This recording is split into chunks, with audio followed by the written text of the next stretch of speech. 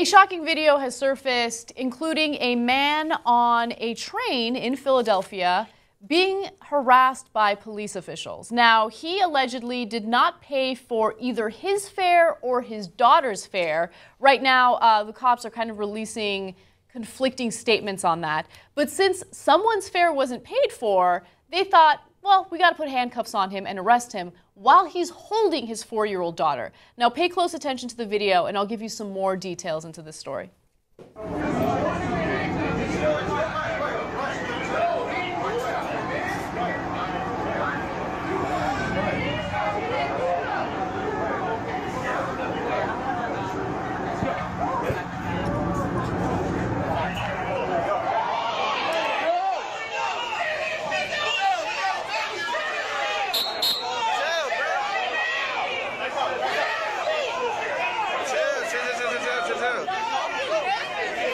He's still got his daughter in his hand.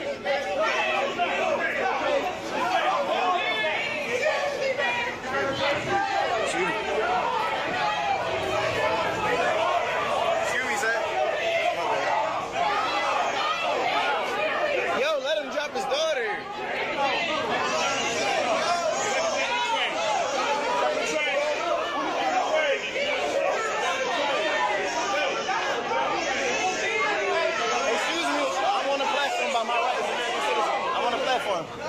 That way. It's my right. It's a citizen to stay on the platform.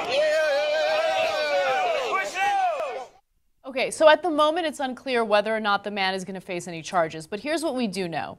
That scuffle was over an unpaid fare. There are conflicting reports as to whether or not the unpaid fare had to do with him or his daughter. Now, his daughter is 4 years old, and when a child is that young, you don't have to pay for a fare for them. And she's also much smaller than most 4-year-olds, right? And let's say, worst case scenario, he didn't pay for his fare. Whatever happened to giving people citations? Why is the first reaction to put handcuffs on him and escort him out of the train while he's holding his child?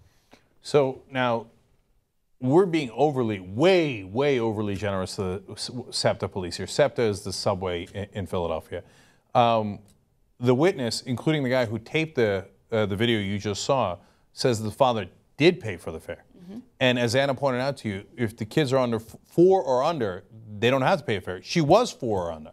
He didn't do anything. It appears, based on witnesses, he didn't do anything wrong. He didn't do anything wrong, okay?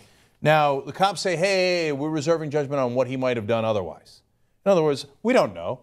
We don't know. We're going to see if we can come up with something later on this guy, okay? Yeah. And the other thing is, even if we were to give the cops all the benefit of the doubt, right? Just use some common sense, man. He's got a 4-year-old with him. What's he going to do with the girl? And he's got her, he doesn't want to let her go. You're in the middle of a crowded subway. What are you going to do with the girl? And this is all over, at worst case scenario, a $2.25 fare that he should have paid for the girl, okay? Because you think she might be 5 instead of 4, or you thought maybe he didn't pay or whatever. Really, you're going to, as Anna said, you're not going to write a citation. You're going to arrest the guy. You're going to traumatize that kid.